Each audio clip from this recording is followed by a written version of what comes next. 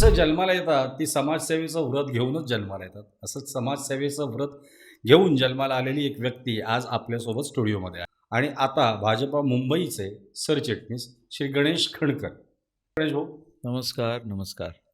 Ward क्रमांक 7 मधून तुम्ही निवडणूक लढताय. यावेळेला तुमचे प्रतिस्पर्धी अजून कोण कोण आहे? ही उबाठा गटाचे सौरभ घोसाळकर आहेत. ह्यांच्याशीच आमची प्रमुख स्पर्धा आहे. ती एक मोठी जबाबदारी खांद्यावर असताना नगरसेवक म्हणून निवडून आलात तर तुमच्या वॉर्डमध्ये कितपत वेळ देऊ शकता? शेवटी नगरसेवक हा जनतेसाठी 24 तास उपलब्ध असलाच पाहिजे आणि त्यासाठीच त्याने नगरसेवक व्हावं. मुंबई महाराष्ट्रापासून तोडण्याचा भाजपचा डाव आहे. हा एक प्रचार या निवडणुकीत केला जातो. तुम्ही कितपत सहमत आहे? असं आहे की घासून पुसून स्वच्छ केलेली टेप आहे. गेली अनेक वर्ष हा विषय सुरू आहे. तो संपेल जर का भाजपा सरकारमध्ये आला तर. म्हणजे केंद्रात पण भाजप आहे, राज्यामध्ये पण आहे आणि आता महानगरपालिका. काही या देशाच्या सांस्कृतिक राष्ट्रवादाबद्दल आमच्या काही कल्पना आहेत. त्या तुम्हाला मान्य कराव्या लागतील. राजसाहेब ठाकरे यांनी एक विधान केलं होतं की मुंबईच्या समस्या समजून घ्यायच्या असतील किंवा त्या सोडवायच्या असतील तर त्यासाठी तुम्हाला मुंबईत जन्म घेणं गरजेचं आहे. असं आहे की मुंबईच्या समस्या जर समजून घ्यायच्या असतील तर राजसाहेबांनी हे लक्षात घ्यावं की त्यासाठी सकाळी लवकर उठावं लागतं. पायाभरणी ही आम्ही केली होती. आता याचं श्रेय भाजप लाटते. तुमच्या माहितीसाठी ऑन द रेकॉर्ड समृद्धी महामार्गाला पहिला विरोध पार्टीत आल्यानंतर भारत माता की जय म्हणावं लागेल, वंदे मातरम म्हणावं लागेल, 370 कलम आम्ही रद्द केले हे तुम्हाला मान्य करावं लागेल, प्रभू रामाचं मंदिर आम्ही बांधलंय ते आम्ही हिंदुत्ववादी आहोत हे तुम्हाला मान्य करावं लागेल. आमच्या काही या देशाच्या सांस्कृतिक राष्ट्रवादाबद्दल आमच्या काही कल्पना आहेत. त्या तुम्हाला मान्य कराव्या लागतील. नमस्कार, मी राजेंद्र सतकर. फेमस टॉक्समध्ये तुमचं पुन्हा एकदा स्वागत. काही माणसं जन्माला येतात ती समाजसेवेचं व्रत घेऊनच जन्माला येतात. असंच समाजसेवेचं व्रत घेऊन जन्माला आलेली एक व्यक्ती आज आपल्यासोबत स्टुडिओमध्ये आहे. भाजपा उत्तर मुंबईचे माजी अध्यक्ष आणि आता भाजपा मुंबईचे सरचिटणीस श्री गणेश खणकर. नमस्कार गणेश भाऊ. नमस्कार, नमस्कार. दादा, तुमचं अभिनंदन. बरीच वर्ष भाजपामध्ये असूनसुद्धा यावेळेला पहिल्यांदा तुम्हाला महानगरपालिकेचं तिकीट मिळालं. माझा पहिला प्रश्न याच संदर्भात आहे की इतकी वर्ष काम केल्यानंतरसुद्धा जेव्हा आपल्याला इच्छा असते किंवा असं वाटत असतं, लोकांचंही म्हणणं असं असतं की यावर्षी दादाला तिकीट मिळायला हवं आणि ते मिळत नाही. कुठंतरी त्यावेळेला दुःख म्हणा किंवा शल्य असं काही वाटतं का? वाटलं होतं का तेव्हा? प्रश्न खूप चांगला आहे. दुःख का वाटणार नाही? दुःख तर वाटत असतं की. पण असं आहे की कधी-कधी यामध्ये ज्या परिस्थितीतनं आपण घडत आलेलो असतो, त्या परिस्थितीचा मोठा हातभार असतो. आपण एका विचारसरणीवरती काम करत इथपर्यंत आलेलो आहोत. एका विचारसरणीला पुढे नेण्यासाठी आपण स्वतःला झोकून दिलेलं असतं. आणि मग त्यावेळेला क्षणभर वाटतं ना की होय, माझ्यावर अन्याय झाला आहे. पण मनात असा विचार येतो की शेवटी मी जेव्हा एखादी विचारसरणी आपल्या डोक्यात घेऊन एक पुढे निघालेलो आहे, त्यावेळेला माझ्यावरती झालेला अन्याय ह्या क्षुल्लक गोष्टी मला त्यावेळेला वाटत असतात. पण मला याची पूर्ण जाणीव आहे. माझ्यासोबत असलेल्या कार्यकर्त्यांना किंवा मला प्रेम करणारे कार्यकर्ते यांना या गोष्टी बराच वेळा मनात खूप त्यांना याचं वाईट वाटतं, त्यांना बोचले आहेत आणि त्यांनी तसं माझ्याकडे बोलूनही दाखवलं. पण मी त्यांना एकच सांगत असतो, मी मूळचा राष्ट्रीय स्वयंसेवक संघाचा स्वयंसेवक आहे. माझी जडणघडण ही त्याच पद्धतीनं घडलेली आहे आणि त्यामुळे एका विचारसरणीला अभिप्रेत असलेलं काम आपण करतोय आणि त्यावेळेला कधीकधी आपल्या वाटेला ते येणार नाही ज्याची आपण अपेक्षा करत असतो. पण आपण आपल्या ध्येयापासून हलायचं नाही, काम करत राहायचं. त्या पद्धतीनं आपलं एक ठीक आहे, प्रसंग येतो, सहन करतो, पण काम करणं काय आम्ही सोडत नाही. वॉर्ड क्रमांक 7 मधून तुम्ही निवडणूक लढताय. यावेळेला तुमचे प्रतिस्पर्धी अजून कोण कोण आहे? माझे प्रतिस्पर्धी तसे काँग्रेसचा उमेदवार आहे, आम आदमी पार्टीचाही आहे, अपक्ष उमेदवार आहेत. पण मुख्य मला असं वाटतं सगळ्यात मुख्य स्पर्धक ही उबाठा गटाचे सौरभ घोसाळकर आहेत, ह्यांच्याशीच आमची प्रमुख स्पर्धा आहे. पण ही लढत कितपत रंगतदार होईल किंवा तुम्हाला नाही वाटत का ही, कारण कितीही झालं तरी विनोद घोसाळकरांचं काम त्या विभागामध्ये खूप आहे आणि कुठेतरी हे कठीण जाईल किंवा असं नाही वाटत का? नाही बघा, मला तसं वाटत नाही. एक तर मुळात असं आहे की सौरभ घोसाळकर हे निवडणूक ज्या मुद्द्यांवरती लढतायत, तर मी पाहतोय ते कधी अभिषेक घोसाळकरांचं नाव घेतात, कधी ते माझ्या वडिलांनी केलेलं काम या मुद्द्यावरती मत मागतात. ते कधीही मी काय करणार आहे याविषयी ते काही बोलतच नाहीत. मला असं वाटतं ठीक आहे, म्हणजे निवडणूक कशी लढवायची हा त्याचा त्याचा प्रश्न आहे. पण मला असं वाटतं की माझी जी लढाई आहे ही सौरभ घोसाळकरांची कमी आणि विनोद घोसाळकरांची जास्त आहे. आणि मी एक सामान्य कार्यकर्ता आहे. सामान्य कार्यकर्त्यातनं काम करता करता मी जिल्हाध्यक्ष झालो, आज मुंबईचा सरचिटणीस आहे. आणि सामान्य कार्यकर्त्यातनं ही जेव्हा प्रगती होत असते ना, त्यावेळेला मी मात्र स्वतः या सामान्य कार्यकर्त्यांमधनंच मी इथपर्यंत गेलेलो हे मी कधी विसरलेलो नाही. त्यामुळे एका खूप मोठ्या माणसांच्या परिवाराविरुद्ध माझी लढाई चालू आहे असं मला वाटतं.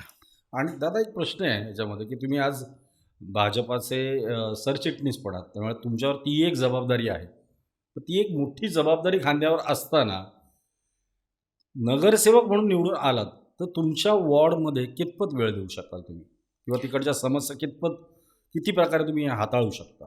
नाही बघा, असं आहे की प्रायोरिटी नगरसेवक म्हणून ते मला करावंच लागेल. शेवटी नगरसेवक हा जनतेसाठी 24 तास उपलब्ध असलाच पाहिजे आणि त्यासाठीच त्याने नगरसेवक व्हावं. जर तुम्ही जनतेसाठी 24 तास उपलब्ध असू शकला नाहीत, तर प्रामाणिकपणे तुम्ही नगरसेवक होऊ नये. लोकांच्या छोट्या छोट्या समस्या या महापालिकेशी असतात, त्यांची छोटी छोटी कामं असतात, त्यासाठी नगरसेवक हवा असतो. पण मला एवढी वर्ष कामाचा अनुभव आहे.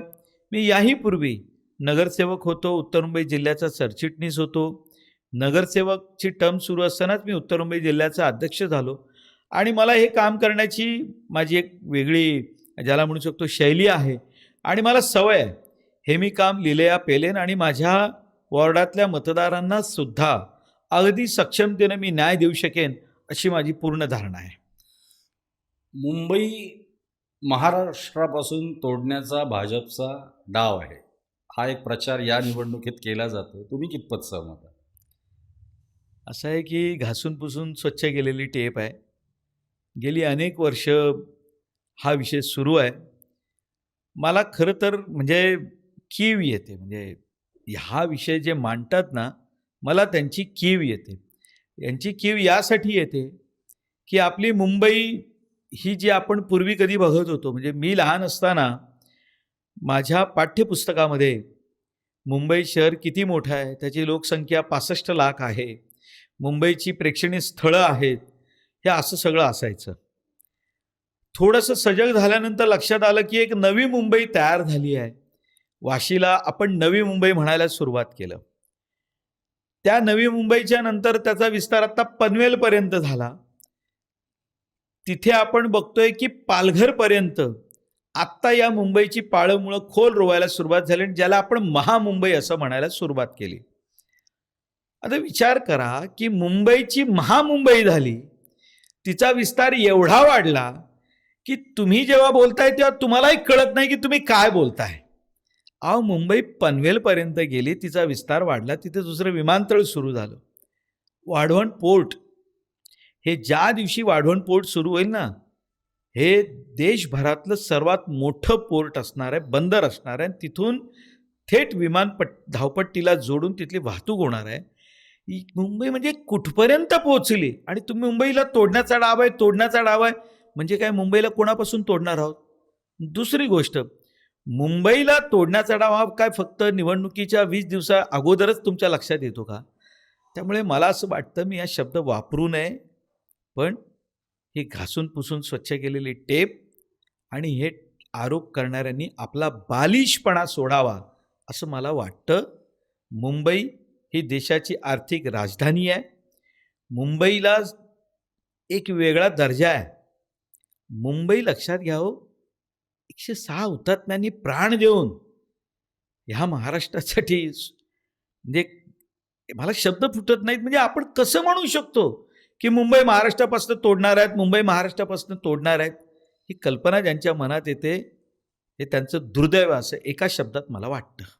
पण हा झाला मुद्दा, पण आणखीन एक मुद्दा आहे त्याच्याबरोबर, की मराठी माणसा तुझ्या अस्तित्वाची शेवटची लढाई आहे. हे पोस्टर्स ठिकठिकाणी बघायला मिळतात. खरंच तुम्हाला असं वाटतं का, की मराठी माणसाच्या अस्तित्वाची ही शेवटची लढाई आहे? मराठी माणसाचं अस्तित्व संपेल जर का भाजपा सरकारमध्ये आलं तर? म्हणजे केंद्रात पण भाजप आहे, राज्यामध्ये पण आहे आणि आता महानगरपालिका. बघा असं आहे की ही लढाई अस्तित्वाची ही आता उभाटा आणि मनसेसाठी आहे. मराठी माणसाच्या अस्तित्वाची लढाई जर यांना खरंच लढायची असती तर यांनी कधीतरी दोघांनी हातात हात घ्यावा, जसं त्यांनी वरळी डोममध्ये घेतला होता, आणि त्यांनी सांगावं की आम्ही वेगळे का झालो होतो.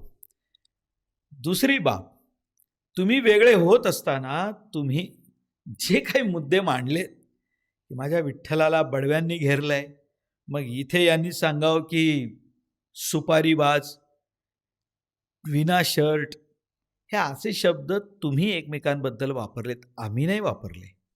दुसरी बाब, आत्ता तुम्ही एक गोष्ट सातत्याने जर बघितली असेल तर दोन्ही बंधू एकत्र आले म्हणजे काय झालं?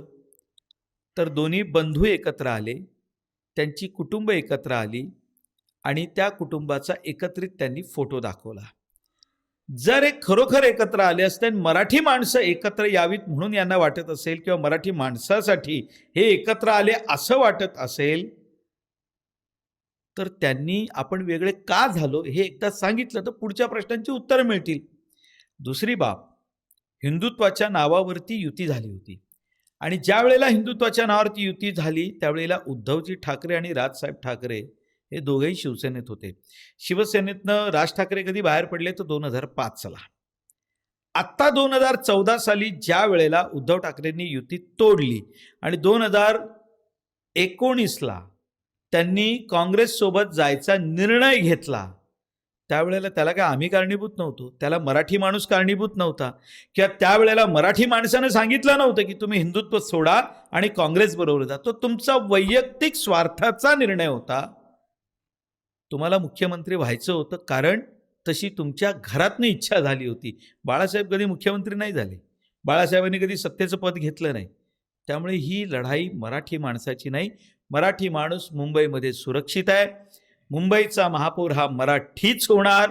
ही लढाई तुमच्या अस्तित्वाची आहे, त्याला तुम्ही मराठी माणसाशी जोडून भावनिक साथ जी तुम्ही गेली अनेक वर्ष केली ते तुम्ही याही वेळेला करू नका, कारण ही निवडणूक वेगळ्या टप्प्यावरती जाऊन पोचली आहे. या मुंबईला आम्ही हिरवा रंग चढू देणार नाही, या मुद्द्यावरती आम्ही निवडणूक लढतोय. आणि बरं का, दुर्दैवानं बाळासाहेब ठाकरे असेपर्यंत हिंदू हृदय सम्राट, त्यांनी कधी आपला दिलेला शब्द परत नाही घेतला.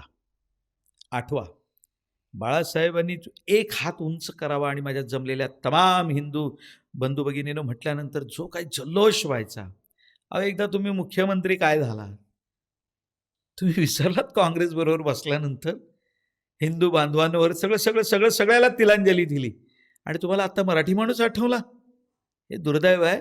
ही लढाई ही त्यांच्या अस्तित्वाची आहे, हेच खरं आहे.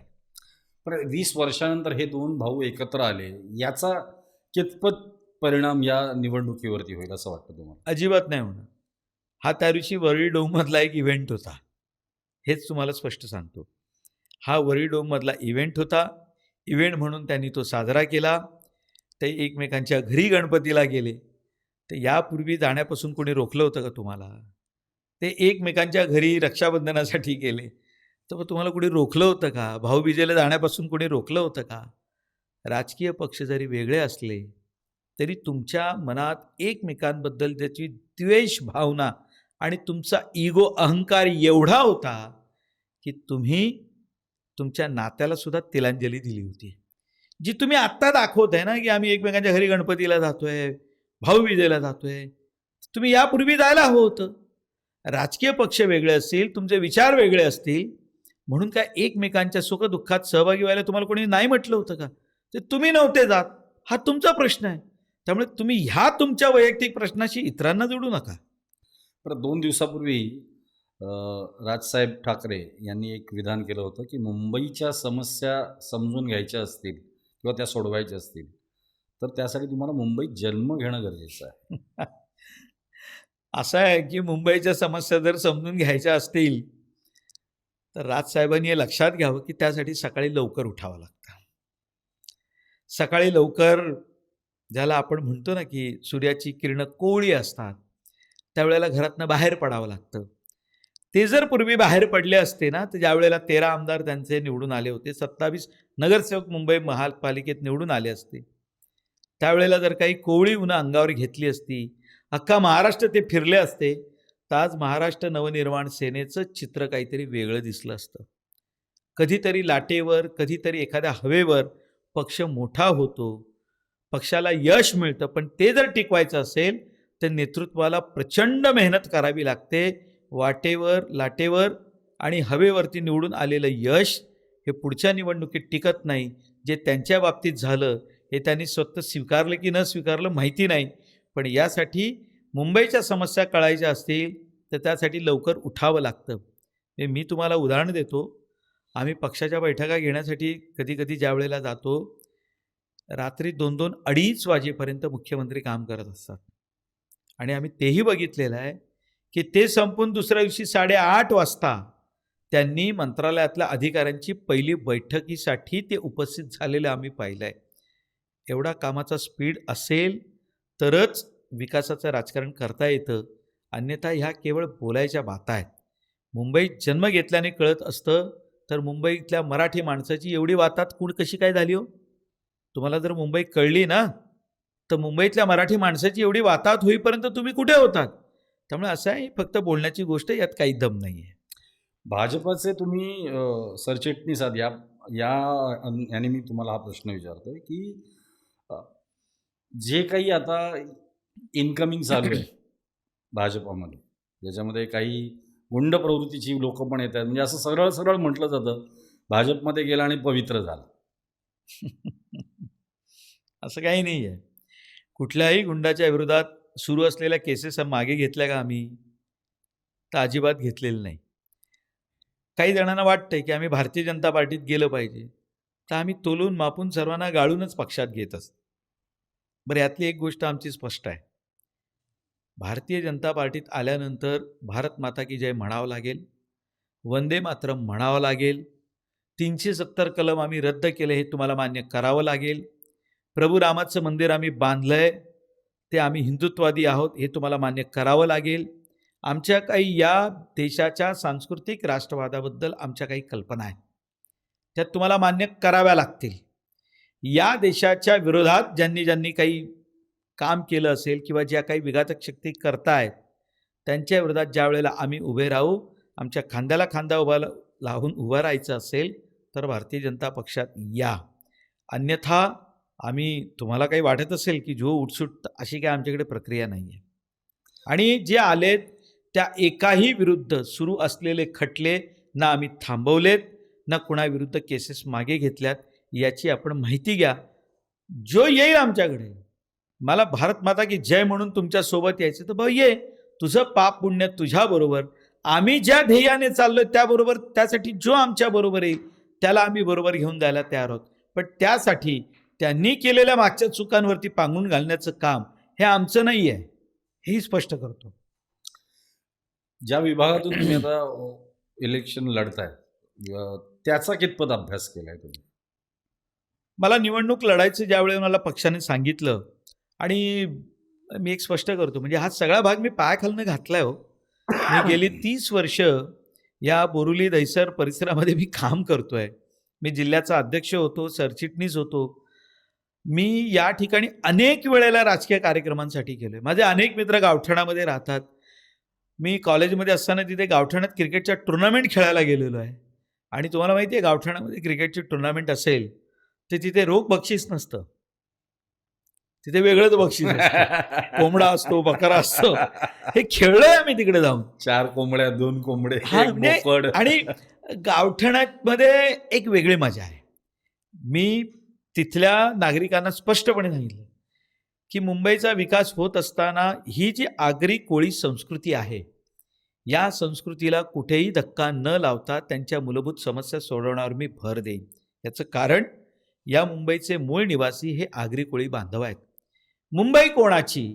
तर आगरी कोळ्यांची असं म्हटलं जायचं. स्वाभाविक आहे, मुंबईवर त्यांचा अधिकार आहे पहिला. त्यामुळे त्यांच्या कोळीवाड्यांना हात न लावता म्हणजे त्यांची संस्कृती टिकवून ठेवून तिथे जो काही बेसिक इन्फ्रास्ट्रक्चर उभा करायचा आहे, मूलभूत समस्या सोडवायच्यात, त्या मी सोडवणार. त्या ठिकाणी शास्त्रीनगर आणि माकडवाला कंपाऊंड आहे.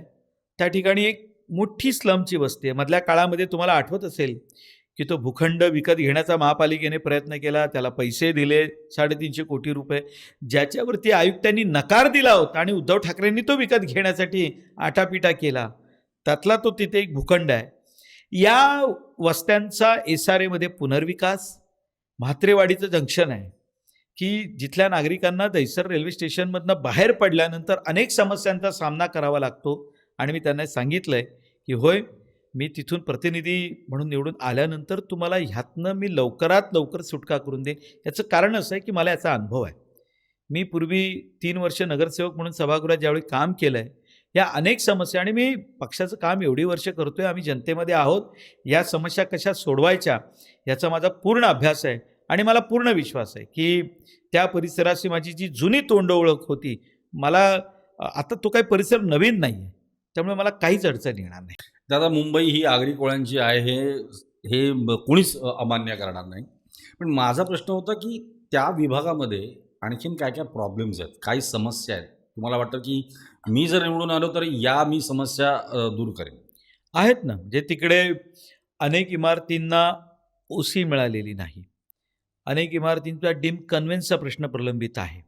मी जेव्हा तिथे नागरिकांमध्ये फिरतोय, अनेक सोसायट्या मला समोरून आत्ता बोलवत आहेत की आम्हाला तुमच्याशी संवाद साधायचा आहे, तुम्हाला या गोष्टींचा अभ्यास आहे, तुम्ही अतिशय चांगलं बोलता. तर त्यावेळेला मी जेव्हा गप्पा मारतो, त्यांच्या समस्या ऐकून घेतो, त्यावेळी मला लक्षात येतं की अनेक इमारतींचे डीम कन्व्हेन्स रखडलेले आहेत, अनेक इमारतींच्या ओसींचे प्रश्न प्रलंबित पडलेले आहेत. आणि मला या गोष्टींचा अनुभव आहे. मी या बाबतीत कामही केलेलं आहे. मुळात तिथे वाहणारी जी दहिसर नदी आहे, त्या दहिसर नदीच्या प्रदूषणाचा आणि त्याचा सुशोभीकरणाचा विषय हा देखील नागरिकांच्या मनात आहे. आणि माझ्या लक्षात आलं की STP प्लॅन्ट सुरू झालेले आहेत. हे जेव्हा त्या नागरिकांच्या लक्षात आलं, त्यांचीही अपेक्षा आहे की त्यानंतरचं पुढचं काम. तर मी त्यांना हेही समजवलं की त्याच्या पुढची काय स्थिती असते. त्यामुळे दहिसर नदीचं पुनरुज्जीवन हाही त्या भागातला एक मोठा प्रश्न आहे. आणि दहिसर रेल्वे स्टेशन, तिथल्या नागरिकांची अपेक्षा आहे की आमची ओळख बोरिवली नंतरचं एक स्टेशन अशी न राहता दहिसरला सुद्धा एक स्मार्ट स्टेशन मिळावं, अशी त्यांची अपेक्षा आहे. सोबत म्हणजे तिथून अनेक लोक दहिसरवरनं ट्रेन पकडण्यासाठी बोरिवलीला येतात, ब्रशची फ्रिक्वेन्सी असली पाहिजे अशी नागरिकांची मागणी. आणि मी BSTच्या कमिटीमध्ये 3 वर्ष मी काम केलेलं आहे. त्यामुळे या बाबतीतली नेमकी अडचण काय ते माझ्या लक्षात आलं आहे. तिथल्या नागरिकांना पोस्ट ऑफिस हवं आहे. पोस्ट ऑफिस तिथे जवळ नाही आहे, त्यामुळे त्यांना तो त्रास सहन करावा लागतो. त्यामुळे मी हे जे विषय मी आता म्हणालो, डीम कन्व्हेन्स असेल, OC असेल, इमारतींचे प्रलंबित प्रश्न आहेत हे, यानंतर दहिसरवरून बोरिवलीपर्यंत फ्रिक्वेन्सी BST बसची आणि पोस्ट ऑफिस, नदीचं प्रदूषण आणि नदीचं सुशोभीकरण, हे विषय माझ्या प्रायोरिटी आहेत आणि मला त्याचा अभ्यासही आहे. दादा, शेवटचा प्रश्न. असा आरोप केला जातो की ही जी काही विकासाची कामं आहेत, याची सुरुवात किंवा याची पायाभरणी ही आम्ही केली होती, आता याचं श्रेय भाजप लाटते. असं आहे की हा आरोप करणं फार सोपं आहे, पण एखाद्या मुलाला बर्थ डेट विचारल्यानंतर त्याची खरी जन्मतारीख ही आईवडील सांगतच असतात. आता ते मुळात जे प्रकल्प तुम्ही म्हणताय त्याची सुरुवात तुम्ही केली, तर 2014च्या अगोदर तुम्ही मुख्यमंत्री कधी होतात का? तुमच्या मनात खूप होतं. त्यामुळेच अनेक नेते सोडून गेले. जेव्हा लक्षात आलं की यांची महत्त्वाकांक्षा ही त्या टोकाला पोचली आहे, त्यामुळे अनेक लोक त्यांना सोडून गेले. ते अनेक प्रकल्पावरती सांगतात आम्ही केलं. एक तर प्रश्न असा आहे, एक तरी प्रकल्प ज्याचं भूमिपूजन तुम्ही केलं, ज्याचा DPR तुम्ही आणलात, मंत्रिमंडळात मान्यता करून घेण्यात तुम्ही तिथे होतात, असं एक तरी काम दाखवा ना, एक तरी. कोस्टल रोड आम्ही केला म्हणताय, त्याचा DPR कधी झाला? त्याची केंद्रीय मंत्रिमंडळाकडनं मंजुरी, पर्यावरण विभागाकडनं मंजुरी, ही देवेंद्र फडणवीस साहेबांनी आणली ना हो. कसं तुम्ही म्हणू शकता हे काम आम्ही केलं? जर का हे सगळं तुम्ही करून दाखवलं असतं, तर माझा एकच प्रश्न आहे. या मुंबईतला सामान्य गिरणी कामगार आणि मराठी माणूस जो मुंबईच्या बाहेर गेला, हे तुम्ही करून दाखवलं का? याचं पहिलं उत्तर द्या. हे सगळे प्रश्न नंतरचे आहेत. त्यामुळे काम कोण करतंय? त्यांनी काम एक मात्र जरूर केलं साहेब. ते मुख्यमंत्री झाल्यानंतर त्यांनी सगळ्यांना स्टे द्यायचा जो सपाटा लावला, त्याच्या बाबतीत म्हणता येईल की हे आम्ही करून दाखवलं. कोस्टल रोड काम थांबवलं, मेट्रो भूमिगत काम थांबवलं, आरे कारशेड काम थांबवलं, समृद्धी महामार्ग त्याच्यात अडथळे आणले. बरं तुमच्या माहितीसाठी ऑन द रेकॉर्ड, समृद्धी महामार्गाला पहिला विरोध हा उभाठाने केला होता.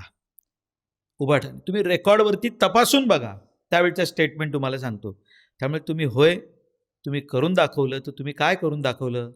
तर प्रत्येक गोष्टीला विरोध.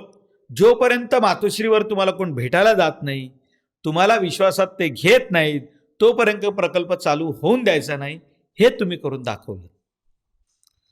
दादा, गप्पा मारताना खूप मजा आली आणि सडेतोड उत्तर दिलीत तुम्ही. या निवडणुकीसाठी तुम्हाला भरपूर भरघोस मतं मिळून विजयी रथ तुमचा असाच चालू राहू देत, या आमच्याकडून शुभेच्छा तुम्हाला. तर मित्रांनो, एक कार्यकर्ता जर का तुमच्या विभागात असेल तर तुमची कामं अशी सहज होऊन जातात. आणि त्यात जर का 24 तास तुमच्या एका फोनवरती अवेलेबल असणारा एक नगरसेवक जर का तुम्हाला मिळाला तर तुमचं जगणं सुसह्य होऊन जाईल. गणेशदादा आलात इथे आणि जी काही उत्तरं दिलीत सडेतोडपणे, त्याबद्दल खूप खूप आभार. आणि या निवडणुकीमध्ये भरघोस मतांनी विजयी व्हाल याची आम्हाला खात्री आहे. धन्यवाद. खूप खूप धन्यवाद. तुम्ही आज मला इथे बोलवलं याबद्दल तुमचेही आभार.